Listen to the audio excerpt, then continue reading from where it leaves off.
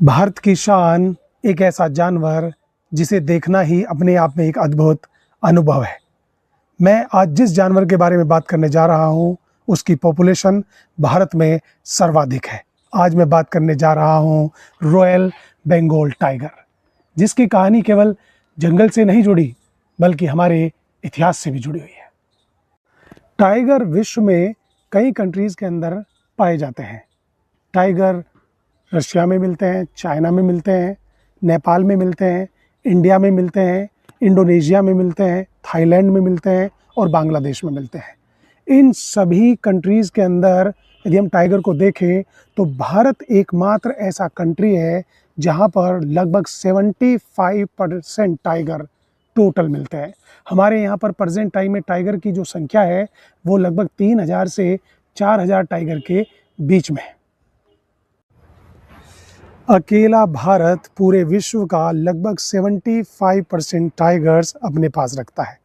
यही वजह है कि पूरे विश्व में भारत लैंड ऑफ टाइगर्स के नाम से जाना जाता है।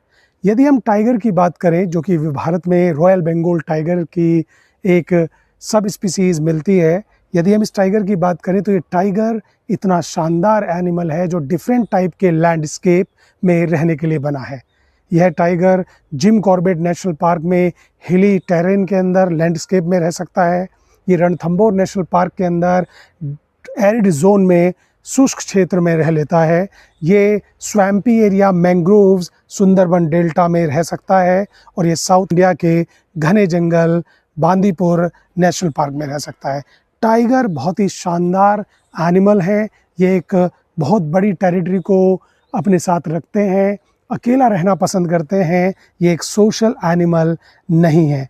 लायन एक सोशल एनिमल है, वो ग्रुप में रहते हैं, लेकिन टाइगर ग्रुप में रहना पसंद नहीं करते। हमारे भारत में यदि हम टाइगर की बात करें तो विभिन्न राज्य, अलग अलग स्टेट्स टाइगर रखते हैं। जैसे उत्तर प्रदेश, उत्तराखंड की बात करें, आसाम की बात करें, राजस्थान की बात करें, कर्नाटक की बात करें या मध्य प्रदेश की बात करें। यदि हम सबसे ज़्यादा टाइगर की हम बात करें तो हमारे भारत में सबसे ज़्यादा टाइगर मध्य प्रदेश के अंदर मिलते हैं। उसके बाद में कर्नाटका और तीसरे नंबर पर उत्तराखंड के अंदर पाए जाते हैं। एक ऐसा समय था जब हमारे यहाँ पर टाइगर लगभग विलुप्ति के कगार पर, एक्सटिंक्शन के कगार पर चले गए थे, लेकिन भारत सरकार के प्रयासों से सन 1973 को चलाया गया project tiger, ministry of environment and forest द्वारा। प्रोजेक्ट टाइगर की कामयाबी की वजह से आज हमारे यहाँ पर टाइगर, दुनिया के लगभग 75% टाइगर आज हमारे पास है। आज हमारे यहाँ कई राज्य टाइगर रखते हैं, लगभग 50 से ज़्यादा, मोर देन 50 टाइगर रिजर्व हैं। टाइगर प्रकृति के लिए बहुत ही महत्वपूर्ण है। ये टॉप प्रेडेटर्स हैं, ये डिफरेंट टाइप के हर्बीवोर्स को खाते हैं और जंगल के अंदर इकोसिस्टम को संतुलित करते हैं। इनका होना ज़रूरी है। कहा जाता है कि यदि टाइगर है तो जंगल है। भारत सरकार टाइगर को बचाकर, कंजर्व करके सही मायनों में इस खास स्पीसीज़ जाति को तो बचा ही रही है, साथ में अप्रत्यक्ष रूप से इनडायरेक्टली जंगल को भी बचा रही है। जब जंगल संतुलित होगा तो वहाँ पर हवा, पानी, अलग अलग तरह की स्पीसीज़ सब अच्छा रहेगा और एक स्टेबल और स्थायी इकोसिस्टम प्राप्त होगा। जंगल के लिए टाइगर का होना बहुत ज़रूरी है, इसलिए टाइगर को बचाना ज़रूरी है। टाइगर की काउंटिंग जिस प्रकार हमारी काउंटिंग होती है उसी प्रकार टाइगर की भी काउंटिंग होती है, जिसे हम टाइगर सेंसस कहते हैं। यह टाइगर सेंसस हर 4 साल में एक बार होता है और इस टाइगर सेंसस के दौरान टाइगर के फुटप्रिंट की हेल्प से टाइगर की काउंटिंग की जाती है। बड़ा ही इंटरेस्टिंग फैक्ट मैं आपके साथ शेयर करना चाहता हूँ कि टाइगर की काउंटिंग उनके पैरों के निशान से और फीकल पैलेट से की जाती है। टाइगर की काउंटिंग करने की जिम्मेदारी भारत सरकार के एक खास संस्थान को दी जाती है, जिसका नाम है wild life institute of India, भारतीय वन्य जीव संस्थान, जो कि देहरादून के अंदर लोकेटेड है। उन्हीं की टीम अलग अलग टाइगर रिजर्व में जाती है और टाइगर सेंसस करके एक रिपोर्ट तैयार की जाती है, जिस रिपोर्ट के माध्यम से हमें हर 4 साल में पता लगता है कि हमारे यहाँ टाइगर की संख्या कितनी हो गई है। ये वाइल्ड लाइफ जो इंस्टीट्यूट के एक्सपर्ट होते हैं, वो इतने एक्सपर्ट रहते हैं कि वो टाइगर के पग मार्क से ये बता देते हैं कि यह मेल टाइगर है या फीमेल टाइगर है।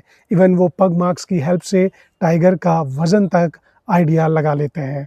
टाइगर को लेकर कई बार छोटी छोटी सी गलतियां या छोटी छोटी गलत जानकारी होती है। टाइगर को बाघ कहते हैं, हिंदी में बाघ कहते हैं। चीता अलग होता है, जिसे चीता ही कहते हैं इंग्लिश में, और लेपर्ड अलग होता है, जिसे तेंदुआ कहते हैं।